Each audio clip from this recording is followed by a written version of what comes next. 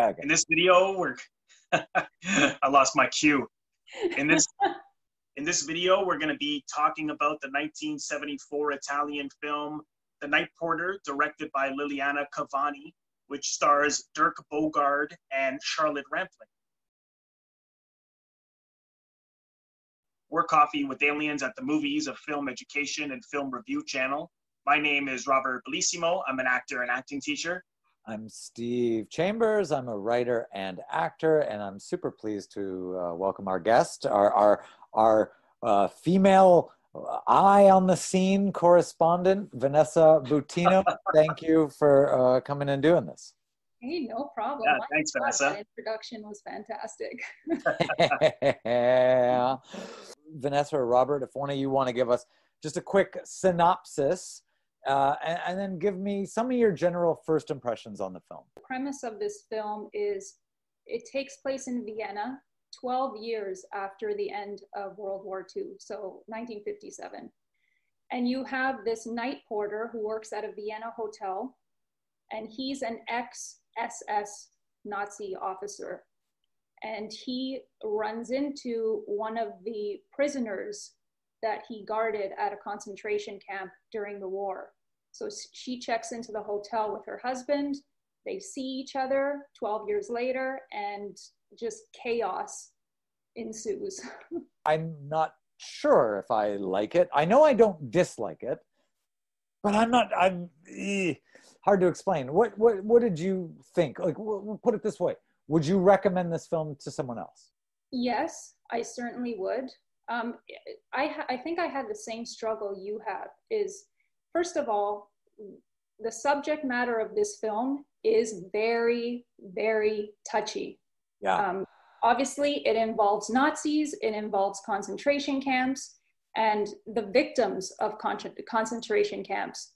So from everything that I've ever been taught in my life about the Second World War and Germans versus everyone else, my initial reaction was to hate this movie because of its subject matter. Sure. But it's so much more complicated than that. Like, throughout the whole movie, It's over 2 hours. I think it's 2 hours and like 15 minutes. There was a constant push and pull within me. Like, I'm enjoying this movie, but is that wrong? Like, should I be enjoying this movie? This is something Robert actually had mentioned to me a while ago. Before we'd even talked about doing this video with you, he just asked if I'd seen this. No. And he said, well, you know, it's a neat story, but I don't know if I'm okay with using this as a device to tell a story. And I responded with, interesting. I'm a little, I don't know. If it works, it works. If it doesn't, it doesn't. And so upon watching this, using World War II and the idea in concentration camps and Nazis and holy shit, as a device, to me, I get it. Like, with this film, it seems like you kind of have to tell this story. But I do feel like, meh. But then I'm like, well, why am I okay when Indiana Jones fights Nazis? Well, you could say, it's comic book. Or, well, because we're saying they're villains, it's black and white, and guess what? The American beats them, so it doesn't matter. Here, our hero, one of our leads, is a former SS officer. So it's a little, I think, yeah, so you're feeling a little like, does it work in this? I don't have an answer. I think it's a personal, how you feel. Yeah, and I read something interesting after I had seen the movie, because I was still wondering, do I like this movie or don't I? Spoiler, I love it. I loved this movie. I thought it was absolutely beautiful. But when I was reading about it afterwards, when this movie initially came out in 1974, that's 30 years after the war. So a lot of people hated this film, and it received very negative reviews and criticism when it came out. But I think the reason for that was maybe it was too soon, because it was only 30 years later after the Second World War. So maybe audiences just did not want to see that type of film. But now, many years later, like 80, 90 years later, we seem to be okay with this subject matter now, because this film is revered now. Like tons of people love it and they talk about it, and it has a great reputation now, whereas before it was like, holy shit, what the fuck is this movie? Well, I think what's the most controversial about it is the fact that the relationship that Dirk Bogarde as the SS officer has with Charlotte Rampling as the Holocaust survivor is a sadomasochistic one. It's not a love story. It's not that they really loved each other romantically. It's like they had this, they took, they had sexual satisfaction out of hurting, out of Dirk Bogarde hurting Charlotte Rampling when she was in the concentration camp. So I think that is what, even now for me, and I'm sure both of you as well, is still very unsettling.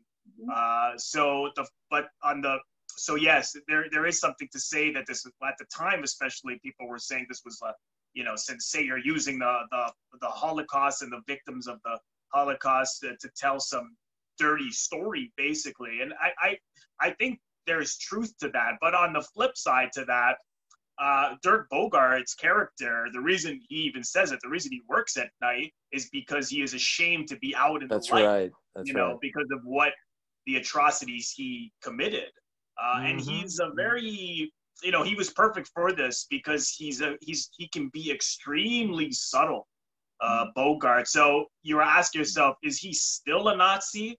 Because he's still with these Nazis, and they're all trying to, get rid of anything from the past and any evidence, any evidence that could get them caught. Now they're just living ordinary lives in Vienna, and someone finds out that there's someone in that photo, with Charlotte Rampling's in that photo, is there in Vienna. Right. So they have to figure out, who it is. So he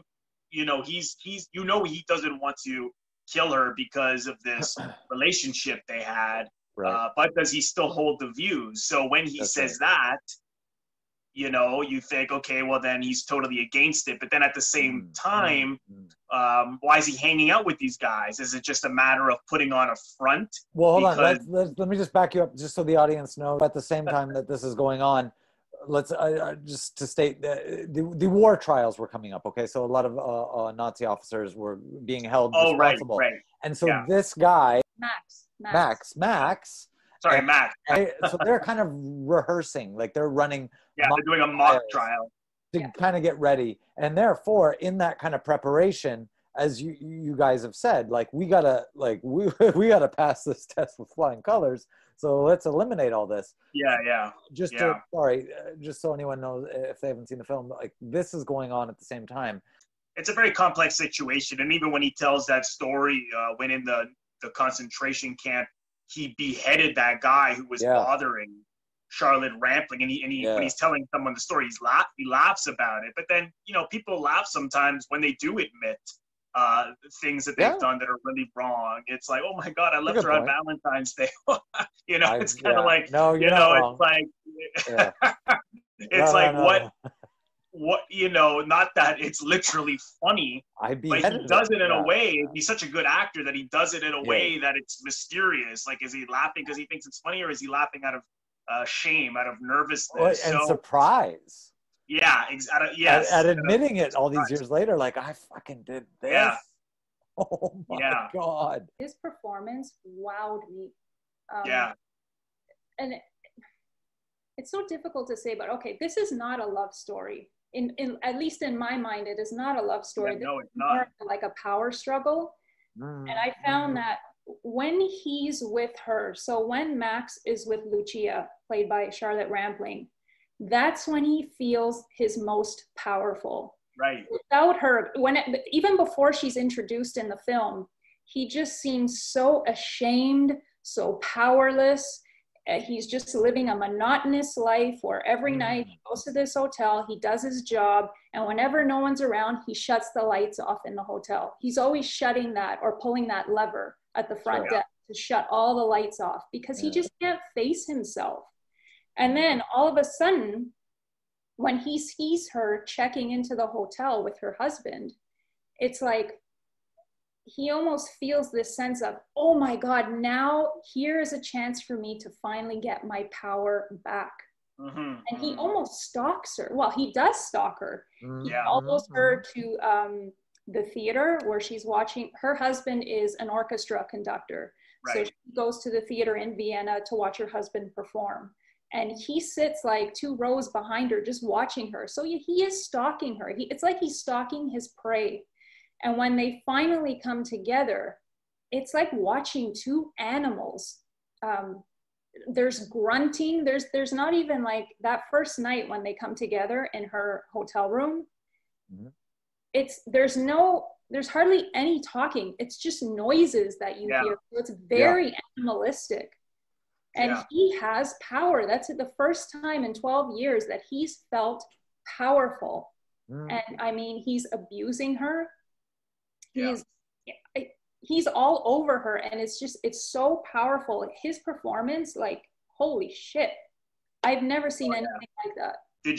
Did either of you feel that, you know, both Charlotte Rampling and Dirk Bogart's character could easily have gotten out of the situation? She could have went to the police, which would have then, you don't, and that's Dirk a good question, man. You know, I mean, he's, you know, is it a death wish in a way to lock himself up at the end? Yes, it is.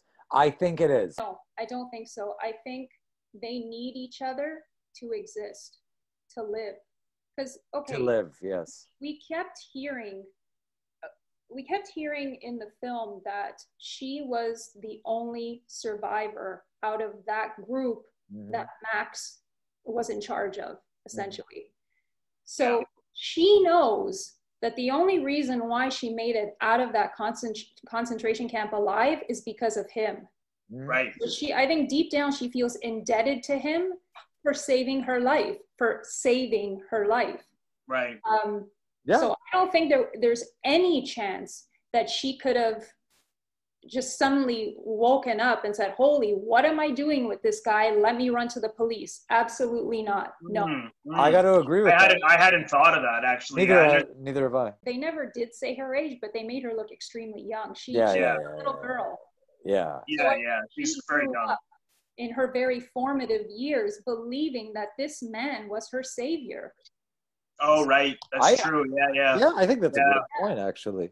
And holy shit. Now, all right. Considering him, he can't exist with her without her either. With her, he's with her, he can face himself. Yes. He feels a sense of power, finally, or a sense of control over his life when he has her in it. And that's why he wants to keep her with him. That's why he chains her up. I mean, I agree. Pet. It's his pet, and he will not let anyone take her away from him. Did you guys notice, and I didn't notice this until the second time I watched the film, did you notice that as soon as he met, she came back into his life, I don't know if they changed his makeup or what, but his cheeks were rosy all the time. They did. I feel like they did. Yeah. Yes. And then. No, I didn't notice that. The other Germans, like the ones conducting this mock trial, they were very pale, gray, solid. There was like no blood in them. They were inhuman almost. But then you have him who suddenly got the color back. Yeah. There's also this element of like repeating the past, like even with the homosexual dancer. He does that dance act again for Dirk Bogarde in the hotel, which is what he would do for the officers. And even chaining her up, and of course resuming this masochistic relationship they had is that repeating what they knew. I look at film as it's to me really it's about feeling less than thinking. It's art. It's the way I look at a painting. And so the best way I could surmise my feeling on this film, it's sort of like if I walked into a gallery, okay, and there's a room and there's a ton of paintings. My gut, not thinking my way through it, I'm going to be pulled toward a certain painting and I'll avoid others. Like I'll see one, I'll be like, nah, I don't like it. So even if the artist's point in that painting is, yes, but it says that, I'm like, yeah, but you got to pull me in before I'm going to learn that. So with this film, it felt to me, just aesthetically, the photography and even the pacing, that it doesn't pull me in. It doesn't pull me in. It's sort of like, oh, this unfeeling fucking movie. However, at the same time where I get conflicted, I think it's got this amazing story. I wouldn't watch it again. I know that. Not right now. I can't. Shit, I've seen it like 4 or 5 times. I know, but I also know me enough to go, I don't know, in a year, I might go, Yeah. Look, that's amazing. But I still didn't feel anything. So this is where I'm like, oh, I think I definitely felt you did. horror of it all. Yeah, Yeah, like, just, I didn't get that. I got it intellectually.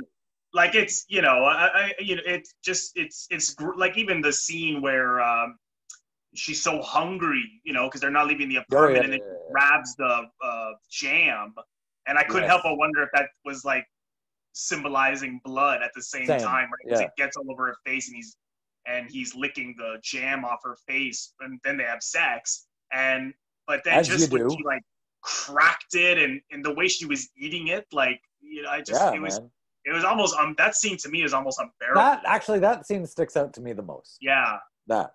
If they didn't have the sadomasochism, then maybe they would just have been totally in love. But maybe that would be even more controversial, you know? So I think it was necessary. That's interesting. You know, because sometimes I think, well, why did it have to be, that was one of the critics, why did this have to be sadomasochistic? But then, well, it would be worse if they were that she was in love with this guy. Yeah. I don't know. That's interesting. So I don't know how you feel about that, Vanessa. I don't like that idea at all. Yeah, I think that'd be worse. You have to consider what these people went through. And I mean, as much as we hate Nazis, at least I hope we all hate Nazis. Yes, we do. Let's put that on record. You have to consider what they went through too. So to make this film just a standard love story, that would no. That it wouldn't work. I agree. That's just I agree. What are we watching? There have been Holocaust survivors who have come forward who have said that the reason I'm here was because there was one Nazi who gave me food, or did, you know, even the end of The Pianist with Adrian Brody, you see it's the Nazi officer who helped him, and I've actually met a couple of concentration camp survivors, and they've said that as well. So I wonder if that is, you see that in this. He's the, you know, I mean, like you said, Vanessa, the reason that she is alive is because of him, right? So you know, it's tough. I think one of the points that the director was trying to make with this film is just because the war is now over, because it takes place in 1957, just because the war is now over, it doesn't mean that the struggle is over. It's not over in their minds. Especially for the people who were directly involved. And that goes with the Germans and the people who were held prisoner in these camps. Yeah. The struggle is still there. The fight is still there. And you see it with like these ex-SS officers that are holding these mock trials. It's as if they still believe the war is still going on. Dude, get over it. It's done. You guys lost. But they're it's like they're treating this hotel as their own little club where they get together and they talk about the war and what they can do to clear their names. There's no fucking way you can clear your name for all the stuff that you did. Get over it. Well, thanks, Vanessa, so much for your pick today of The Night Porter. Again, it was directed by Liliani Cavani. And if you haven't already seen this film, you can watch it on the Criterion channel. And the Criterion Collection is also has it on both DVD and Blu-ray. And if this is your first time here, or if you haven't already subscribed to our channel and become an alien and come and have coffee with us 4 times a week, please click on our subscribe logo, which you'll see floating above my head at the top right. Click on that, and that will give you instant subscription. Thank you again, and we'll see you next time.